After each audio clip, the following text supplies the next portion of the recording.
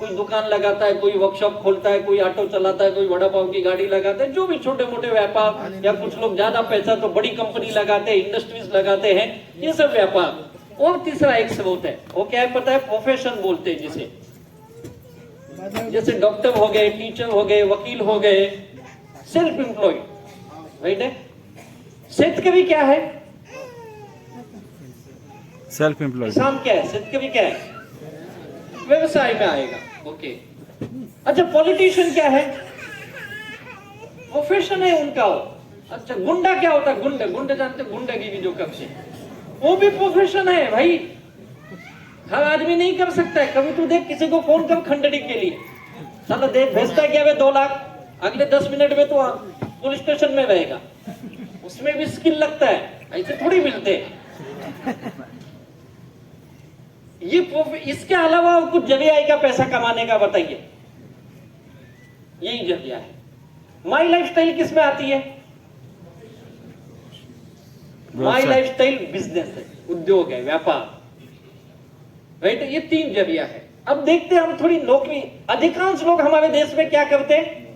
नौकरी करते, जॉब करते, और जॉब करने के लिए हम अच्छी एजुकेशन के पीछे भागते हैं, राइट है।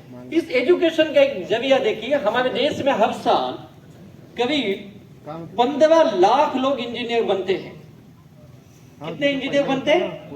15 लाख, जो किसी ना किसी यूनिवर्सिटी से निकलते हैं और बीटेक या बीई की डिग्री लेते हैं। और इस 15 लाख में से केवल 50% लोगों को एम्प्लॉयमेंट मिलती है, उनको प्लेसमेंट मिलता है, केवल 50% लोगों को। आधे लोग बेरोजगार हो जाते हैं।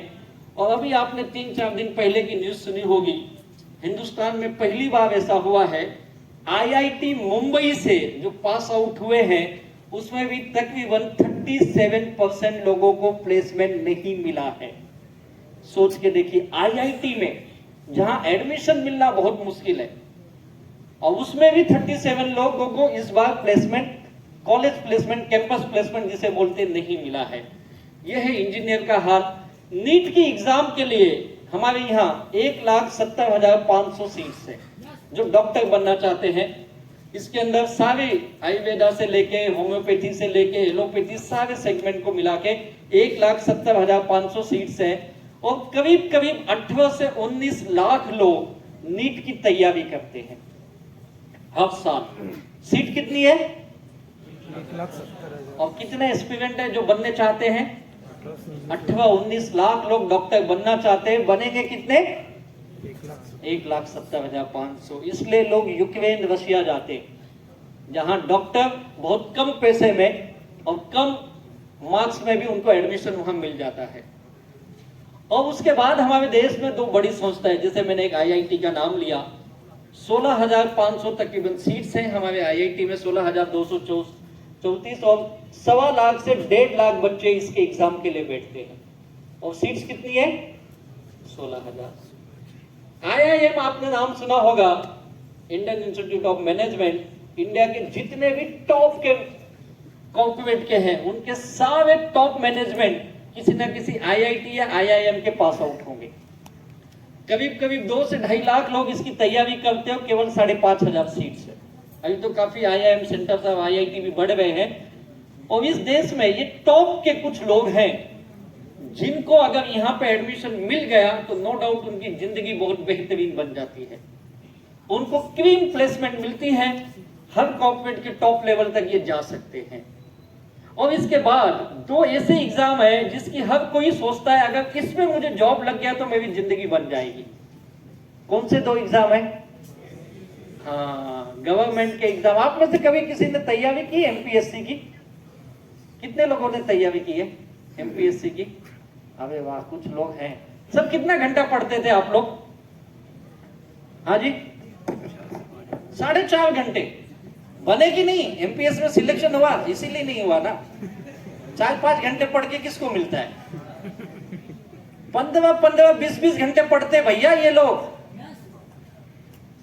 700-800 सीट हैं और 3 से 3.5 लाख लोग उसकी हर साल एग्जाम में बैठ, तैयारी बहुत करते हैं। एग्जाम में बैठने वाले ये फिगर हैं।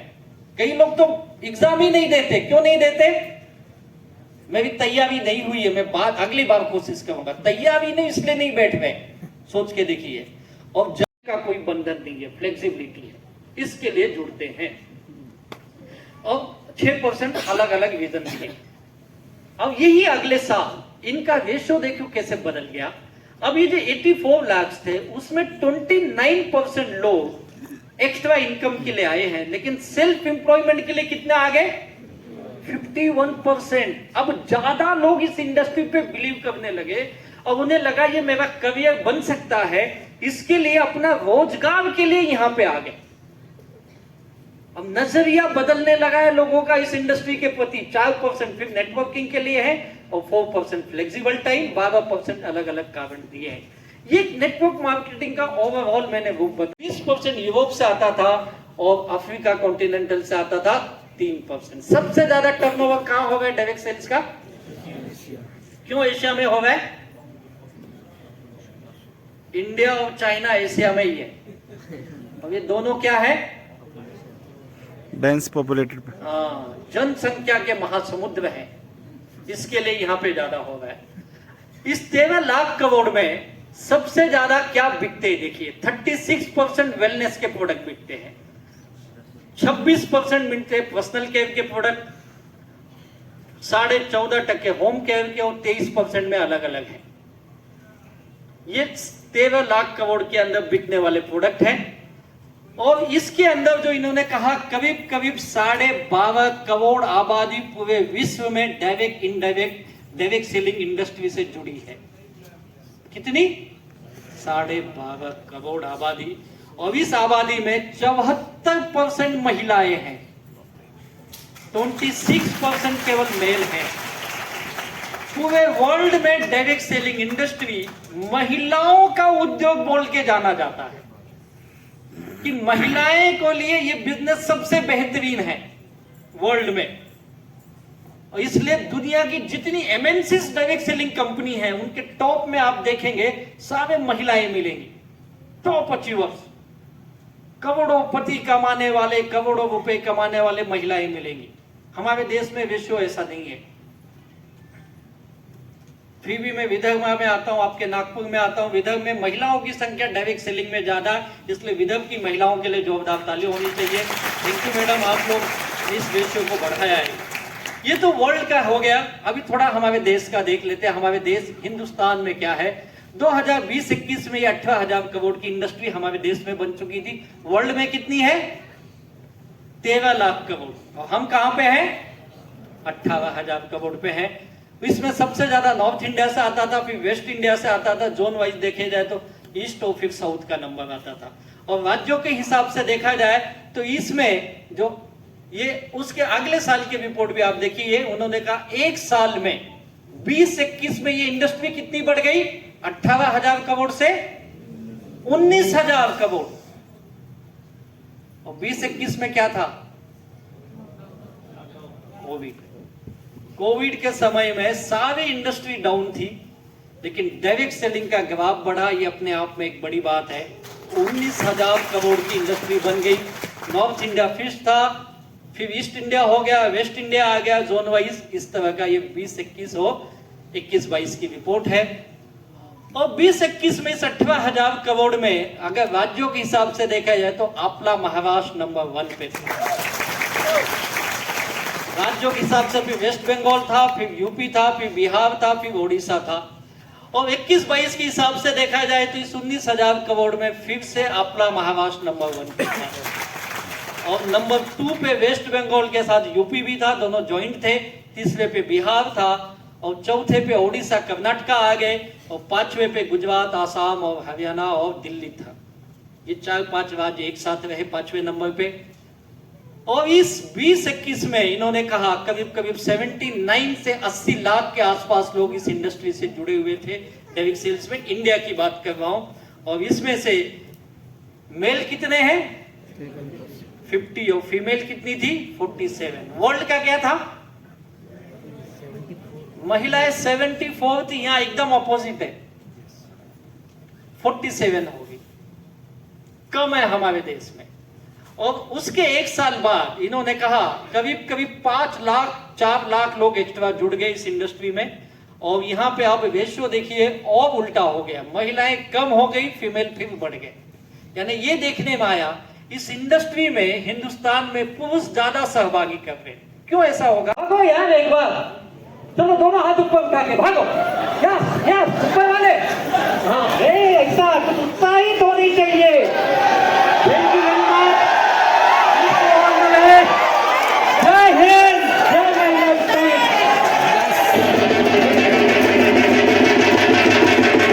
हमारे यहाँ आते, बोला सर हमसे ज्यादा एम्बुलेंस वाला कमा लेता है। बोला वो कैसे? बोलता सर वो आने से पहले 4 हॉस्पिटल में फोन करता है, ऐसा पेशेंट लेके आ रहा है, कितना दोगे? कमीशन। डॉक्टर का बिल बनता है 20,000, यही 5,000 लेके चले जाता है। मैं बोला आप ही चालू करो 2 एम्बुलेंस।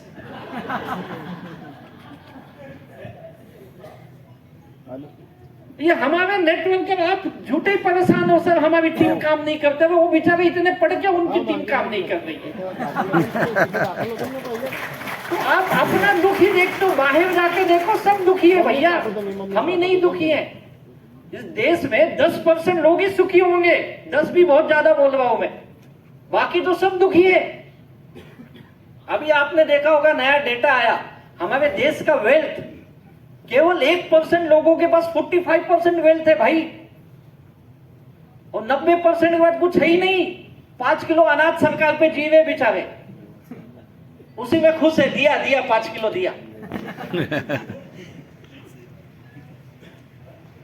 ये सिचुएशन है भैया। आपको दुखी केवल माई लाइफ स्टाइल में दिखता है, बाहर जाके देखो कितना दुख है। पढ़े लिखे लोग भी दुखी हैं, कम पढ़े लिखे लोग भी दुखी हैं, जिनके पास काम है वो भी दुखी है, जिसके पास नहीं वो भी दुखी है। तो अब किस बात की चिंता आपको? अब इस सिचुएशन में, ये सिचुएशन है यार, अब इस सिचुएशन में आपको एक अपॉर्चुनिटी मिलती है, और वो जो ये बोलती है कि हमारा भी एक अपॉर्चुनिटी है जिसमें आप काम कर सकते हो, उसका नाम है MI लाइफस्टाइल।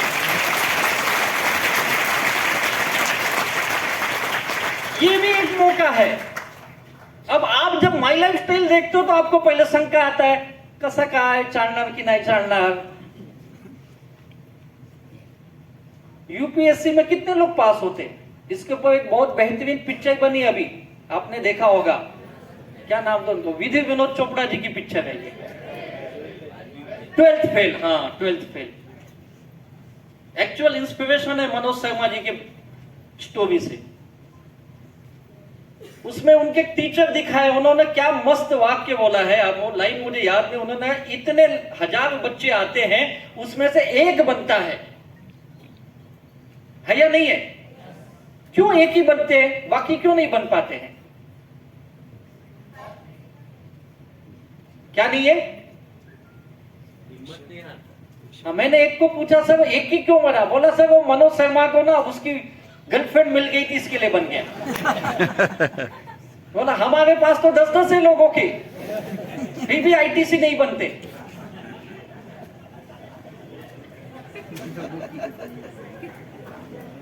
गायब हो जाते। यानी कहने का मतलब यह है, कामयाबी हर जगह अपनी कीमत वसूलती है।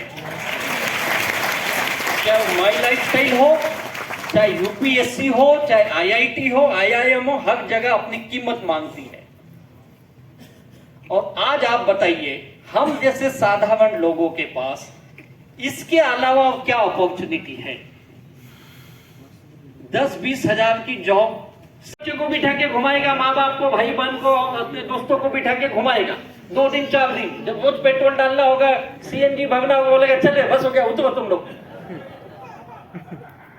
हमें पैसेंजर बिठाएगा जहां से पैसे मिलेंगे। यही होता है ना, सब बिजनेस में यही होता है, मेरे प्रोडक्ट मेरे कस्टमर तक कैसे पहुंचे। अब माई लाइफ स्टाइल क्या कर रही है? माई लाइफ स्टाइल क्या कर रही है? माई लाइफ स्टाइल आपको प्रोडक्ट देती है। कितने लोगों ने हमारे प्रोडक्ट्स यूज किए हैं?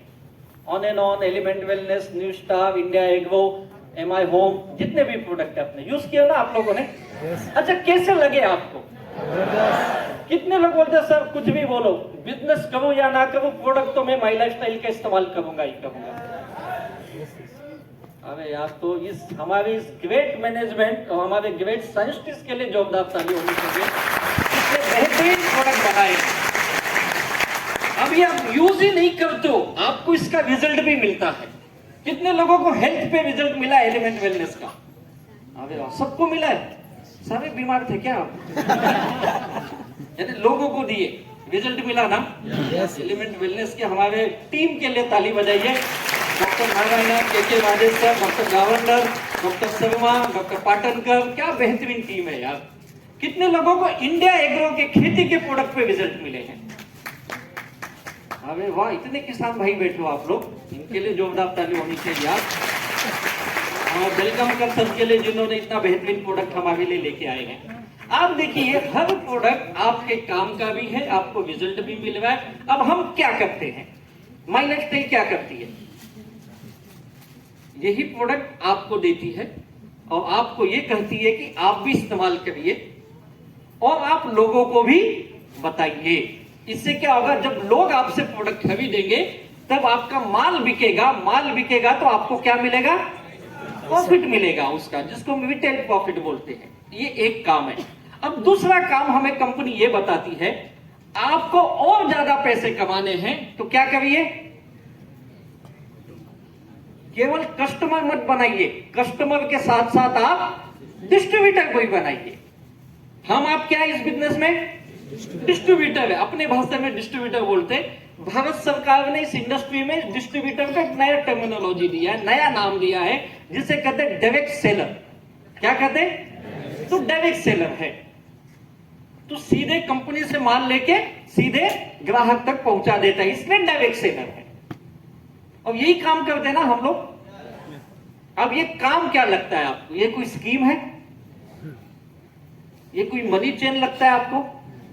यही काम पूरी दुनिया कर रही है। गोदरेज भी यही कर रहा है, टाटा भी यही कर रहा है, रिलायंस यही कर रहा है, अंबानी, अडानी सब यही कर रहे हैं। बस काम करने के प्रोसेस थोड़े से अलग है।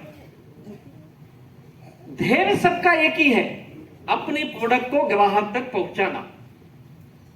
मेथड अलग अलग है। हमारा मेथड है जिसे हम डायरेक्ट सेलिंग करते हैं, हम और आपके भाषा में नेटवर्क मार्केटिंग भी कहते हैं इसे।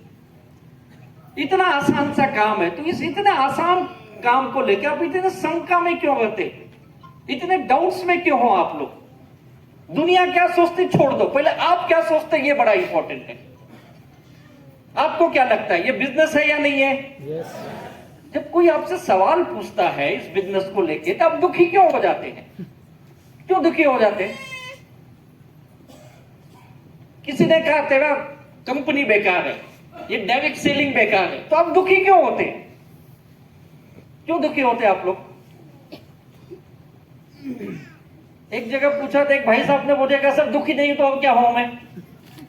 जब ये काम इतना अच्छा है तो समझता क्यों नहीं हो?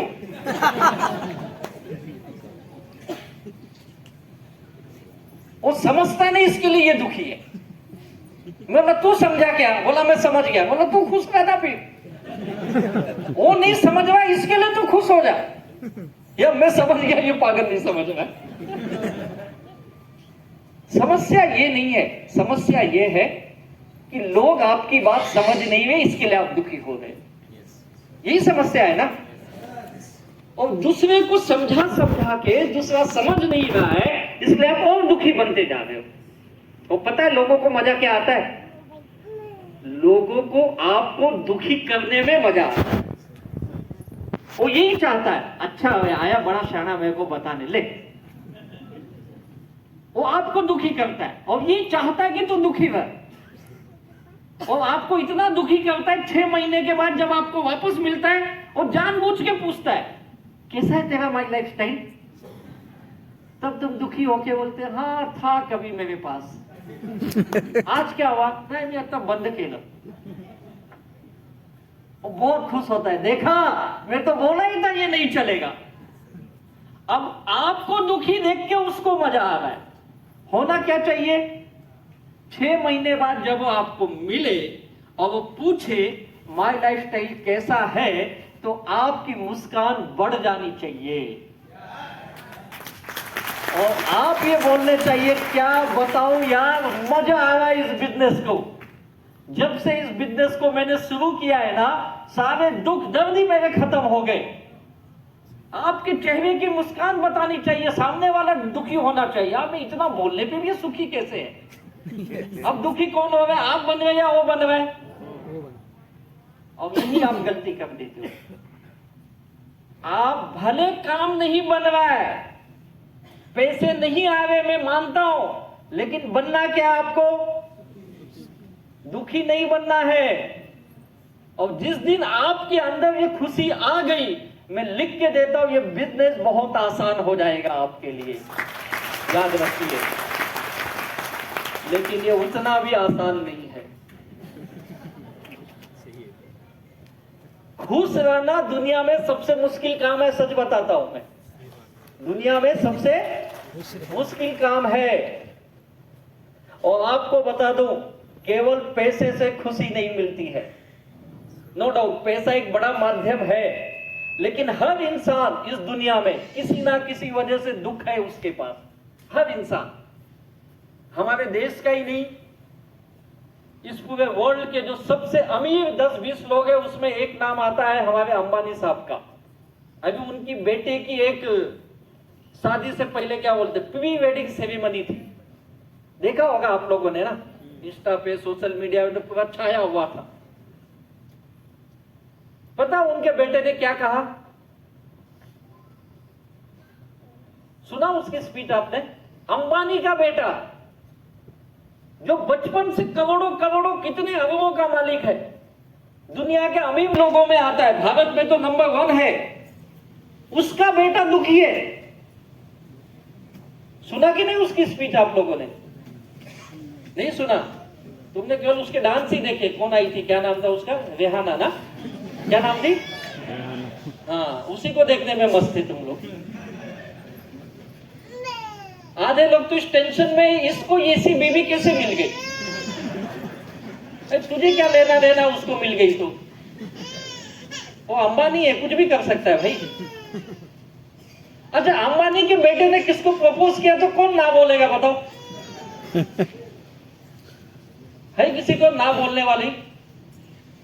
लेकिन उसके बेटे ने क्या कहा कि मेरा जिंदगी कांटों की जिंदगी थी। सोच के देखिए, इतना बड़ा आदमी, उसके जिंदगी में भी दुख है। और जब उसका बेटा स्पीच कर रहा था तो मुकेश अंबानी जी के आंखों से आंसू बह रहे थे। सोच के देखिए, दुख तो हर जगह भाई, लेकिन इस जिंदगी में वही जिया है जिसने इस दुख के साथ भी जीना सीख लिया है। लाइफ यही है। तो माय लाइफस्टाइल में थोड़ा सा दुख आया तो कौन सी बड़ी बात है यार। अंबानी के बेटे को ऐसी बीमारी है जो करोड़ों में किसी एक को होती है, उसका कोई इलाज ही नहीं बना है। सोच के देखिए, कोई इलाज नहीं बना उसका। करोड़ों में किसी एक को यह बीमारी हो जाती है, जिनका वेट बहुत बढ़ जाता है, वजन बढ़ जाता है, वो भी कई सारे उनको उस वजह से अलग अलग इश्यूज आते हैं। अब भाई करोड़ों में एक को तो करोड़पति भी तो बनाया ना भगवान ने, तो बीमारी भी एक ही को मिली है, तो उनको भी दुख है। हमको कुछ नहीं मिला, हम भी दुखी हैं, तो है ना अंबानी के भाई भाई आपस क्या फर्क पड़ता है यार। तो आप माय लाइफस्टाइल में कोई हाँ बोले, कोई ना बोले, कोई काम करे, कोई नहीं करे, आपन हमेशा खुश रहने चाहिए। तैयार हो? खुश रहने के लिए? अरे वाह। इसीलिए आज मैं आपको बताने वाला हूं खुश रहने के लिए सफलता के सूत्र। क्या बताऊंगा? अब ये माय लाइफस्टाइल बिजनेस में ये सफलता के सूत्र तो काम करते हैं, बाकी सब जगह भी काम। नागपुर से हिलती है, दिल्ली तो केवल नाम के लिए है। तो मुझे लगता है कुछ साल के बाद दिल्ली यही ना आ जाए। Thank you very much. आप सभी लोगों का माय लाइफस्टाइल परिवार में बहुत बहुत स्वागत है। और आप सभी लोग माय लाइफस्टाइल के अंदर डिस्ट्रीब्यूटर बन चुके हैं ना? Yes sir. ओके, तो आपको पता है माय लाइफस्टाइल डिस्ट्रीब्यूटरशिप लेने के लिए आपको एक आईडी नंबर देती है।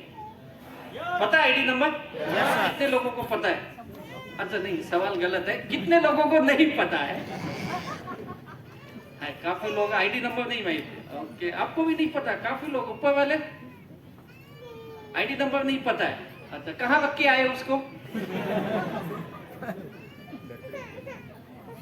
मिला ही नहीं आपको, या याद नहीं है? मिला तो होगा शायद, लेकिन याद नहीं होगा। ओके, अच्छा, उस आईडी नंबर पे क्या होता है मालूम है आपको? क्या होता है उस आईडी नंबर से? हाँ जी, अच्छा चलो आसान भाषा में समझाता हूं। कितने लोग माई लाइफस्टाइल की इस तरह की ट्रेनिंग में पहली बार आए हैं? फर्स्ट टाइम, आज तक कोई ट्रेनिंग देखी नहीं माई लाइफस्टाइल की, ऐसे कितने लोग हैं? कोई ट्रेनिंग नहीं गए होंगे ना, कोई ना तो कोई। अच्छा, 10-15 लोग हैं, लगता है कल ही जुड़े आप लोग। अब पिछले फ्राइडे को ही ज्वाइन किए होंगे। ओके, अच्छा, कितने लोग कोई ना कोई एक ट्रेनिंग अटेंड कर चुके हैं? हमारे क्रिएटर्स ग्रुप की, वासनिक ग्रुप की, या आपके एनटीसी लीडर्स की ट्रेनिंग में गए होंगे, किसी ना हार्वेस्ट ट्रेनिंग में गए होंगे। ऐसे कितने लोग कुछ ना तो कुछ ट्रेनिंग अटेंड किए हैं? अरे वाह, काफी लोगों ने अटेंड किया। आपके लिए जोरदार ताली होनी चाहिए। अच्छा, आज मैं आपको कुछ चीजें बताने वाला हूं, लेकिन ये चीजें केवल सुनना नहीं है। आपको क्या नहीं करना है? सुनना नहीं है। तो क्या करोगे? हाँ जी, नोट भी कर लेंगे। क्या करना है? सीखना है। ओके, सीखना है आपको। सीखने के साथ साथ एक काम और करना है, आपको जवाब भी देने हैं। वन वे कम्युनिकेशन नहीं होना चाहिए। आपके भी तरफ से मैं चाहूंगा आप कुछ बातें करें इस बिजनेस को लेकर के, ठीक है?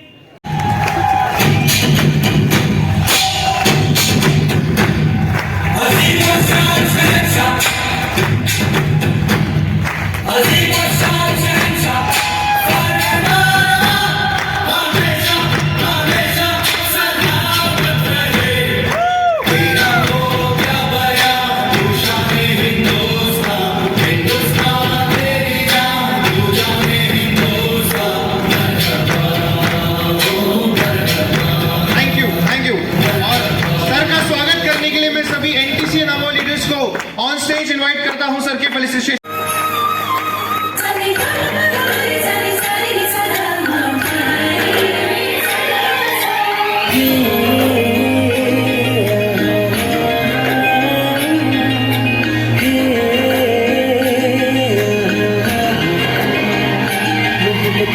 हम क्या है? ये नए लड़के क्या है इनके अंदर? समर्पण, डेडिकेशन, दृढ़ संकल्प है। उनको एक ही पता, इस खेलने के अलावा मेरी जिंदगी में कुछ नहीं है, कुछ नहीं है। और वो लगे हैं इसके ऊपर, डेडिकेटेड हैं वो लोग। कुछ नहीं है, इतनी दर्दनाक कहानी है इनकी, लेकिन एक गोल, अपने काम के प्रति डेडिकेशन है जो आज इतनी बड़ी इतिहास बना रहे हैं। याद रखो, अभावों में, मुसीबतों में ही आदमी निखर के आता है। जब सब कुछ अच्छा चलता है ना, तो आदमी में वो भूख खत्म हो जाती है। वो भूख, वो टैलेंट, जब आप अभाव में रहते हो तो आपका डेडिकेशन, समर्पण मांगता है। हो सकता है आज अपने जिंदगी के मुश्किल हालात में गुजर रहे हो सकता है आपको पैसे की मुश्किल होगी, लेकिन आज अगर आप इस बिजनेस में अगले कुछ सालों के लिए डेडिकेटेड हो जाते हो, दृढ़ संकल्प हो जाते हो, तो मेरा पक्का वादा है आप इस बिजनेस में अपने सारे सपनों को हासिल कर सकते हो। और ये तीसरा डी था समर्पण का, और इसके साथ एक और डी मैं आपको बताता हूं। समर्पण के साथ साथ आपके पास चाहिए डिसिप्लिन। क्या चाहिए? डिसिप्लिन। अगर डिसिप्लिन नहीं है तो भी आप कामयाब नहीं बनते हो। मेरा सपना, मेरा लक्ष्य है, मैं दृढ़ संकल्प भी हूं, डेडिकेशन भी है, लेकिन डिसिप्लिन छूट गया कहीं, तो अनुशासन नहीं है तो आप फेल हो जाओगे। इस बिजनेस में अनुशासन क्या रखना है? जो लीडर बताते हैं उनकी बात सुनना है, इतना ही अनुशासन बहुत है। और अनुशासन के लिए कई लोग बोलते सर ये बड़ा मुश्किल काम है, लेकिन जब इनको देखोगे तो आपको लगेगा ये बहुत आसान है। पता है इनका अनुशासन क्या है? क्या अनुशासन है इनका? ये टाइम के बहुत पाबंद है। केबीसी जो शूटिंग होती है, आपको पता है शूटिंग कब होती है? इनके जो सेट को देख के क्या लगता है आपको कोई रात का सेट लगा है ना, नाइट में? केबीसी की शूटिंग होती है सुबह 7 बजे, सुबह 7 बजे। अब अमिताभ बच्चन जी को सुबह 7 बजे सेट पे आना होगा, तो उठते कितने बजे होंगे वो? तैयार कब होते होंगे?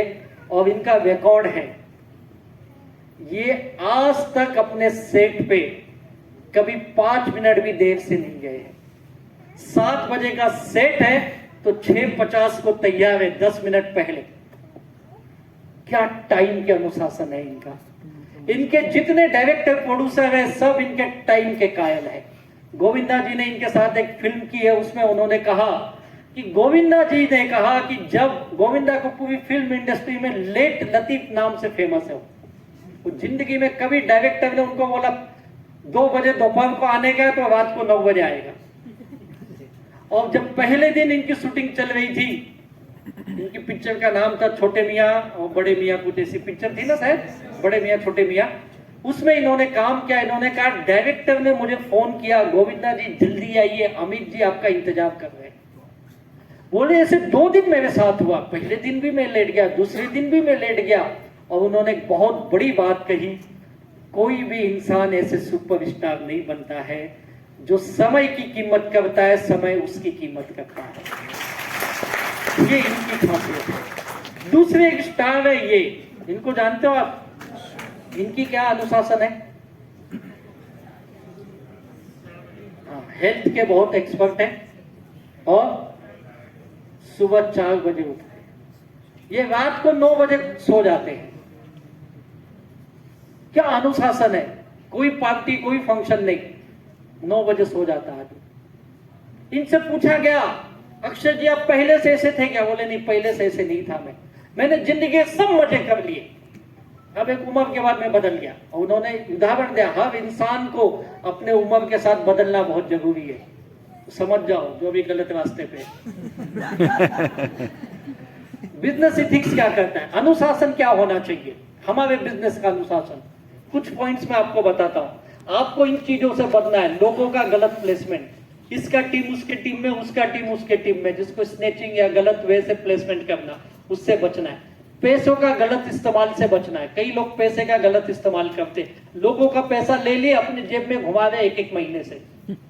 कई लोग प्रोडक्ट का गलत इस्तेमाल करते, इसका प्रोडक्ट उसको, उसका उसको घुमाते रहते।